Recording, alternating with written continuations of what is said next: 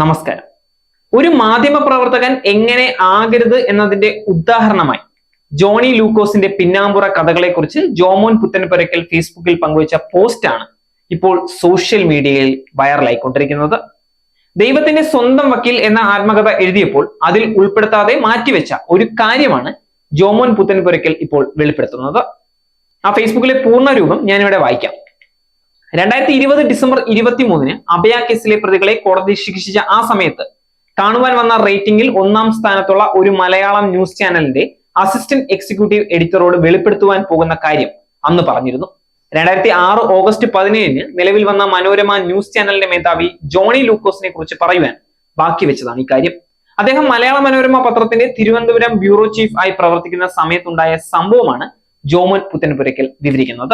1994 അഭയ കേസിന്റെ സമരം സെക്രട്ടേറിയറ്റിന് മുമ്പിൽ നടത്തിയതിനു ശേഷം അതിന്റെ വാർത്ത നൽകുവാൻ വേണ്ടി മനോരമ പത്രത്തിന്റെ തിരുവനന്തപുരം ബ്യൂറോ ഓഫീസിൽ ചെന്നപ്പോൾ ജോണി ലൂക്കോസ് ആയിരുന്നു അവിടെ ഉണ്ടായിരുന്നത്.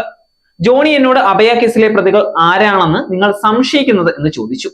പ്രതികളെ CBI ആണ് കണ്ടെത്തേണ്ടത് എന്ന് ജോമോൻ പുത്തൻപുരയ്ക്കൽ മറുപടി നൽകി. പ്രതി ആരാണെന്ന് നിങ്ങൾ കരുതുന്നത് എന്ന് ജോണി വീണ്ടും ചോദിച്ചു.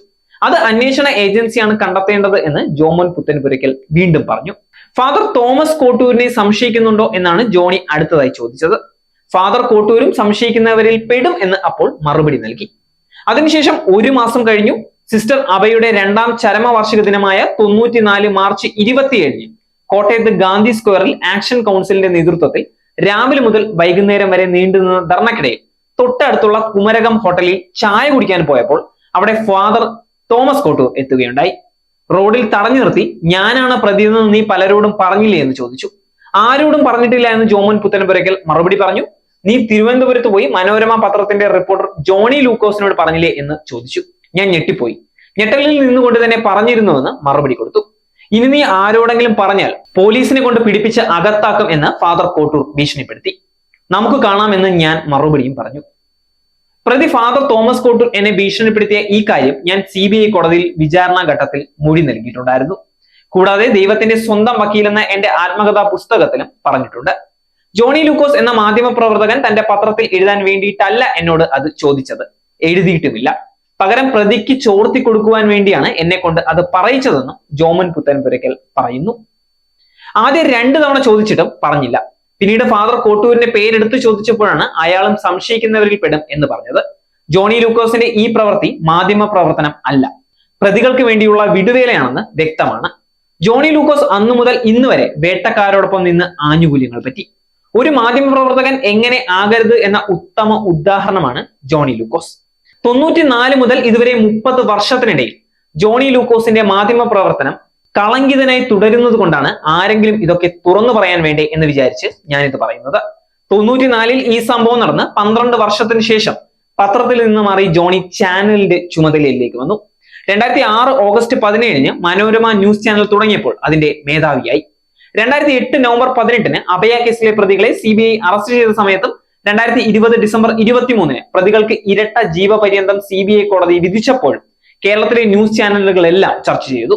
അന്ന് വൈകിട്ട് 8 മണിക്കുള്ള അന്തിച്ചർച്ചയിൽ ജോമോൻ പുത്തൻപുരയ്ക്കൽ ഇല്ലാത്ത ഏക ചാനൽ മനോരമ മാത്രമായിരുന്നു. ജോണി ലൂക്കോസ് ചാനൽ മേധാവി ആയതുകൊണ്ട് ഇരയോടൊപ്പമല്ല വേട്ടക്കാരനോടൊപ്പമാണ് മനോരമ ന്യൂസ് ചാനൽ എന്ന് തെളിയിക്കാൻ കഴിഞ്ഞിട്ടുണ്ട്.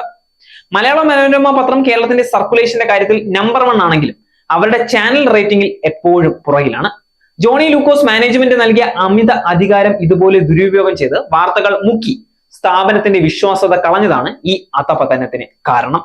ഇപ്പോൾ മനോരമയെ ബഹുദൂരം പിന്നിലാക്കി മുന്നേറുന്ന 24 ന്യൂസ് ചാനലിന്റെ മേധാവി R ശ്രീകണ്ഠൻ നായർ മഴവിൽ മനോരമ ചാനലിൽ നിന്ന് രാജിവെച്ച് ഇറങ്ങിപ്പോരാൻ ഇടയായത് ജോണി ലൂക്കോസ് കാരണമാണ്. മന്ത്രിയായിരുന്ന ആന്റണി രാജു അഭിഭാഷകനായിരുന്ന കാലത്ത് തൊണ്ടി മുതലായ പ്രതിയുടെ അടിവസ്ത്രം കോടതിയിൽ നിന്നെടുത്ത് തട്ടിപ്പ് നടത്തിയ കേസ് അട്ടിമറിക്കാനുള്ള ശ്രമങ്ങളെ സംബന്ധിച്ച അന്വേഷണാത്മക റിപ്പോർട്ട് മനോരമയുടെ മികച്ച റിപ്പോർട്ടറായിരുന്ന അനിൽ ഇമാനുവൽ തയ്യാറാക്കി ചാനലിൽ കൊടുത്തെങ്കിലും ജോണി ലൂക്കോസ് ഇടപെട്ട് അത് മുക്കി. അതേ വാർത്തകൾ പരമ്പരയായി അനിൽ ഇമാനുവൽ തന്റെ ഫേസ്ബുക്കിൽ പോസ്റ്റ് ചെയ്തതിനു ശേഷം 2022 ജൂലൈ 21 മനോരമ ചാനലിൽ നിന്ന് രാജിവെച്ച് പുറത്തുപോയി. മനോരമ ഒഴികെ ബാക്കി എല്ലാ മാധ്യമങ്ങളും ഏറ്റെടുത്ത ആ വാർത്തയിൽ ഹൈക്കോടതി ഇടപെടുകയും അങ്ങനെ കേസ് ഇപ്പോൾ സുപ്രീം കോടതിയിൽ എത്തി നിൽക്കുകയുമാണ്. ജോണിയെ പോലുള്ളവർ മുക്കുന്ന വാർത്തകളെ പൊക്കിയെടുത്ത് പൊതുസമൂഹത്തിൽ എത്തിക്കാനായി തന്നെ മാധ്യമ സിൻഡിക്കേറ്റ് എന്ന പേരിൽ വിശ്വാസ്യതയുള്ള ഓൺലൈൻ ചാനൽ തുടങ്ങിയിരിക്കുകയാണ് ഇപ്പോൾ അനിൽ ഇമ്മാനുവൽ. നടിയെ ആക്രമിച്ച കേസിൽ ആദ്യഘട്ടത്തിൽ ദിലീപിനെതിരെ എല്ലാ ചാനലിലും വാർത്ത കൊടുത്തുകൊണ്ടിരുന്നപ്പോൾ നടൻ ദിലീപിന് ജോണി ലൂക്കോസ് നേരെ ചൊവ്വേ എന്ന പരിപാടിയിൽ ഇന്റർവ്യൂ ചെയ്തു കൊടുത്ത് രക്ഷിക്കാൻ നോക്കിയതിന് അന്ന് ആക്ഷേപം ഉയർന്നിട്ടുണ്ട്. എന്നിട്ടും രക്ഷിക്കാൻ കഴിഞ്ഞില്ല. ജോണി ലൂക്കോസ് എന്നും വേട്ടക്കാരനോടൊപ്പമാണ്, ഇരയോടൊപ്പമല്ല എന്ന് തെളിയിച്ചു കൊണ്ടിരിക്കുകയാണ്. നേരെ ചൊവ്വേ എന്ന പരിപാടി അവതാരകൻ ജോണി ലൂക്കോസ് നേരും ചൊവ്വും ഇല്ലാത്തവനാണെന്ന് പറയാതെ വയ്യ. മനോരമ ന്യൂസ് ചാനൽ നാഴികയ്ക്ക് 40 വട്ടം ചോദിക്കാനും പറയാനും ഞങ്ങൾ ഇവിടെയുണ്ട് എന്ന് പറഞ്ഞുകൊണ്ട് മാത്രം കാര്യമില്ല, പ്രവൃത്തിയിൽ തെളിയിക്കുവാൻ കഴിഞ്ഞിട്ടില്ല. Ultimate entertainment destination. Watch SAG News. നേരിന്റെ വാർത്തകൾ നിങ്ങളുടെ വിരൽത്തുമ്പിലെത്താനായി സാഗ് ന്യൂസ് ചാനൽ സബ്സ്ക്രൈബ് ചെയ്തും ഷെയർ ചെയ്തും ഒരു ശരിയായ മാധ്യമ നിലപാടിനൊപ്പം നിൽക്കാൻ ഞങ്ങൾ നിങ്ങളെ ക്ഷണിക്കുന്നു.